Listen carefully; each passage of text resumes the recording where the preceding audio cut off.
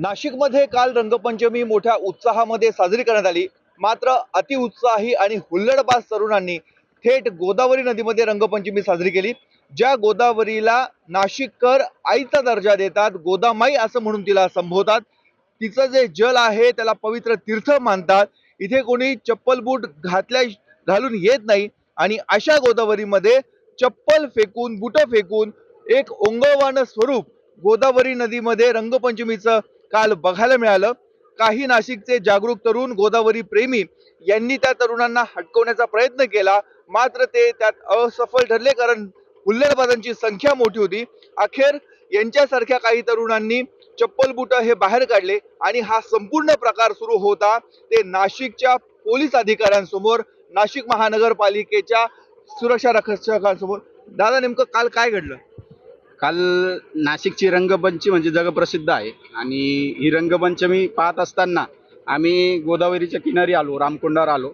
तिथे चपलांचा एकमेकांना मारा चालू होता। अनेक युवक आणि अनेक लोक या नदीत मजा घेत होती आणि चपला मारून एकमेकांना आनंद घेत होती। हे बाहेरून पाहणारी जी पब्लिक होती ते स्वतः ते देखील पायातली चप्पल काढून आत टाकत होते। ते असं दृश्य मला बघावं गेलं नाही आणि मी त्वरित इथं उतरलो आणि गजेंद्र पाटील सर होते, त्यांना सांगितलं, सर तुम्ही इथं थांबा, मी सगळ्या चपला बाहेर काढायचं नियोजन करतो। तसं मी तिथले युवक जे होते आसपासचे त्यांना जागृत केलं आणि त्या चपला सगळ्या बाहेर काढल्या।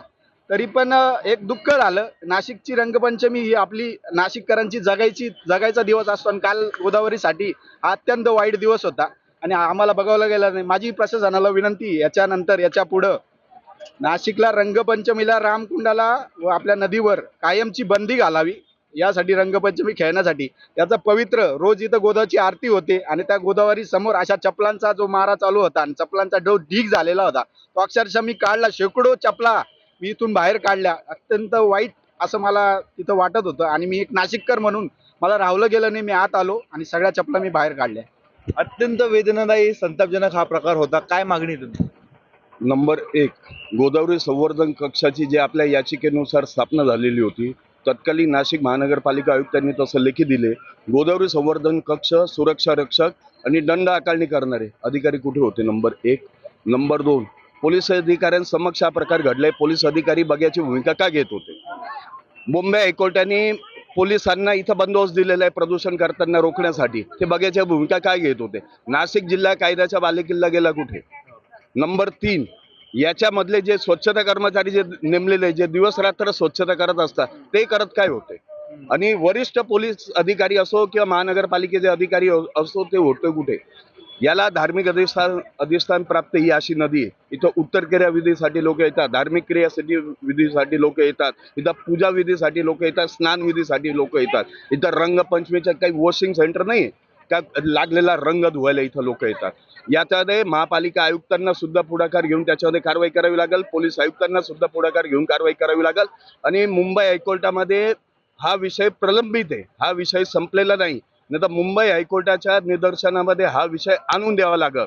आणि या प्रकारे महिला दिनी जर आमच्या आईच्या आणि गोदावरीचा अपमान झालेला आहे तर मी कदापि विसरणार नाही। आणि पहिली गोष्ट, रामकुंड हा अत्यंत संवेदनशील भाग आहे, इथं तुम्ही चौकशी करा, इथं किती सीसीटीव्ही आहे त्याचा आकडा फक्त काढा तुम्ही।